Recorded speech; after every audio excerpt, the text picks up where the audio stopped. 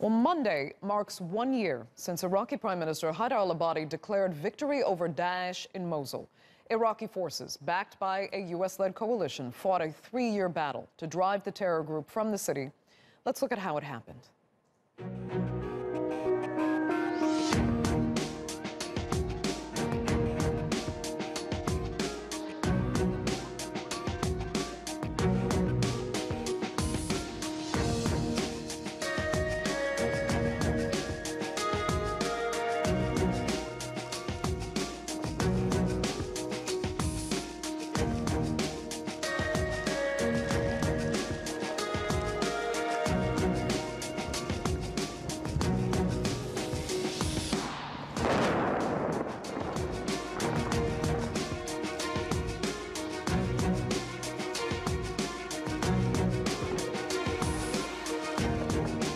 انتصارنا اليوم هو انتصار على الظلام وانتصار على الوحشية والإرهاب، وأعلن هنا من هنا وللعالم أجمع انتهاء وفشل وانهيار دولة الخرافة والإرهاب الداعشي.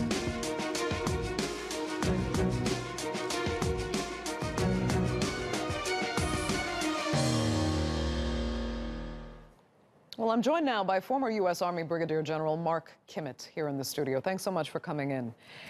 It was praised as a triumph for the united forces of Iraq to have cleared Mosul from Daesh a year ago. But looking at the destruction we keep seeing in these pictures, 1 year later, do you still hail it as a true victory, a true triumph for Iraq? Well, I really do. This was inevitable. It had to be done. But I think we also understood going in that there was going to be humanitarian responsibilities afterwards, reconstruction, governance, getting rid of mines. That is all going on now, but it was inevitable. It was required that we attack the ISIS state, not only in Mosul, but in Raqqa. That organization was not going to get better. It was going to be a terror threat to the entire world. Should anything, could anything have been done differently? I don't think so. If you take a look at the history of warfare, particularly in the 20th century, when the enemy goes into an urban area, wraps itself around the civilians and says, we are going to create as much of a problem, as much of a defense as possible. You take a look at Stalingrad, you take a look at Berlin, you take a look at Manila. It is sad. It is particularly sad for the civilians that are trapped inside. But this is the most brutal form of warfare, and that's exactly why ISIS chose to stand and fight inside of Mosul. As you mentioned those other cities, I mean, we know it will take years to clear the landmines and explosives from Mosul. Rebuilding the city will take even longer. Body recovery is still even underway. We read some 70% now, they believe, of hospitals still have beds. 70% of beds are still out of commission. Has there ever been a city post-war in such devastating condition as Mosul today? Oh, I can give you numerous historical examples. But I think what's most important is that unlike those cities, Stalingrad, Berlin, for example, the international communities come together quickly. We have, in particular, the United Nations Mine Action Service with hundreds and hundreds of people trying to remove those explosive devices that were left behind.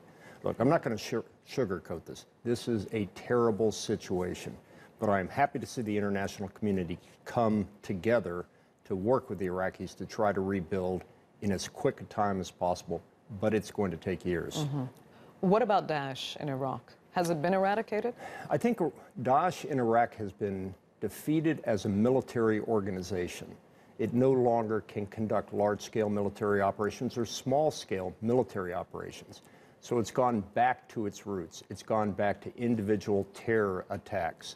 I think we'll see that for quite some time, and I believe that the Iraqis are taking the right response, not only to do anti-terrorist, counter-terrorist operations, but also restoring their borders so that Daesh at least doesn't have a chance to freely get across the borders. Okay. General Kimmitt, we'll leave it there. Thanks so much for coming in.